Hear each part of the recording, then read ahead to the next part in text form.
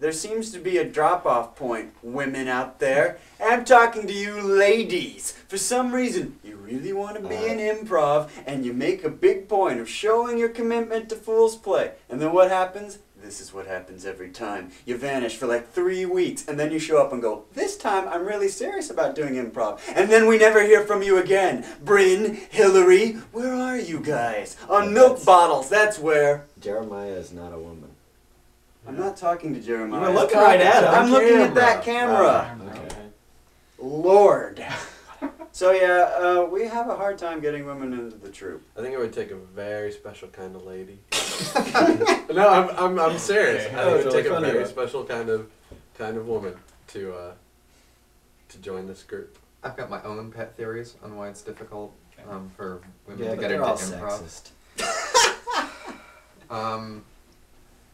I think society as a whole informs, American society informs us that, that it's not a positive quality for women to be spontaneous, and it's not a positive quality for women to be funny. That these are masculine traits, and so you're an outcast as a woman if you display them.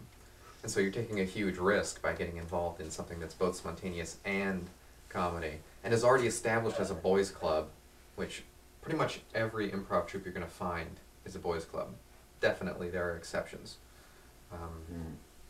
But specifically for why it's difficult for women to get into fool's play is we really look like a boys' club. We're 20-something middle-income white boys, you know, with a really specific sense of humor and a really specific kind of show. That eliminates so many people from the running just from the get-go. They look at that and go, well, there's a, you know, it's monochrome. I can't disturb that pattern. It's hard for anyone to get into this troupe, though. Yeah. It also And takes an incredibly long time to And get a lot trained of- up to A speed. lot of commitment. A lot of commitment. We have a lot of information that we need to Uh-huh. hand out before you get on stage. Just because we use all of this vernacular and you just got to know what we're talking about.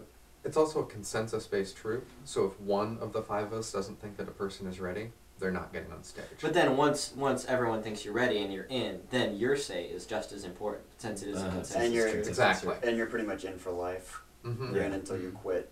Another thing about women in improv is my experience is that most of the time, women that demonstrate interest in getting into improv are usually at their senior year in high school. Yeah. And so they're right at a point where their life is going to change and go in any direction. So, you know, we'll be like, okay, well, this is a big risk. We're going to spend a lot of time and effort training a person that may be gone. They get About the accepted to a time. college in Michigan. And gone. And that's happened a bit. Some of them just won't answer their phones, though. Some of us change their number. Some of us Change have made their it impossible faces. for women to join our troupe because we follow them.